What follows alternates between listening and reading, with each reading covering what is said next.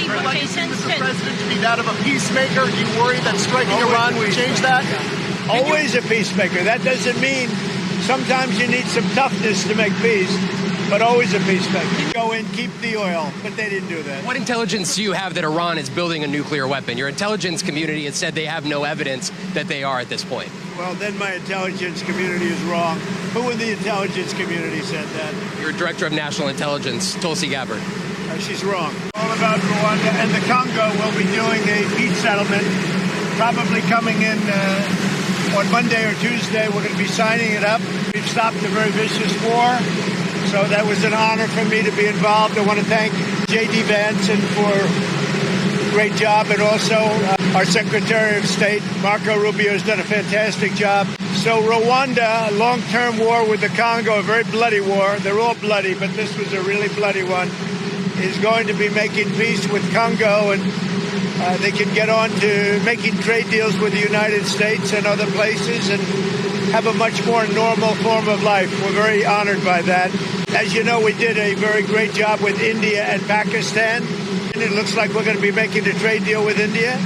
And we had Pakistan in. It looks like we're going to be making a trade deal with Pakistan. It's a beautiful thing to watch.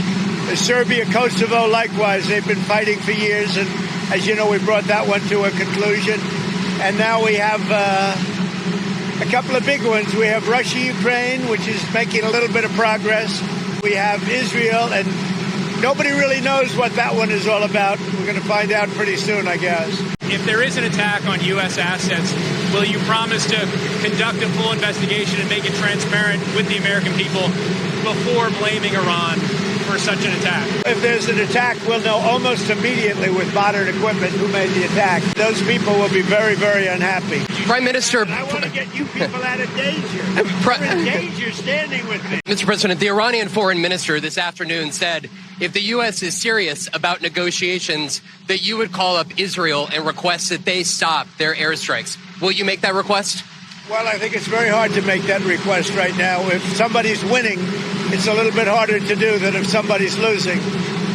But we're ready, willing, and able, and we've been speaking to Iran, and we'll see what happens. Former Congressman Matt Gaetz threw out an interesting idea suggesting that if you were to broker a deal where nuclear inspectors go into both Israel and Iran, that you could win a Nobel Peace Prize, and they might even rename it the Trump Peace Prize. Did you hear those? What do you think of that? Well, they should give me the Nobel Prize for Rwanda, and if you look, the Congo, or you could say Serbia, Kosovo, you could say a lot of them. You could say, the big one is India and Pakistan. I should have gotten it 4 or 5 times. I should get it for I would think the Abraham Accords would be a good one too. But what do you They won't give me a Nobel Peace Prize because they only give it to liberals. Are you concerned that Iran or its proxies would wage terror attacks against American targets abroad if you order military action? We're always concerned about that, and we have to take them out and be very strong. You're even in danger talking to me right now. Do you know that? You are in danger talking to me right now. So I should probably get out of here, but you guys are actually in danger. Can you believe it? One more.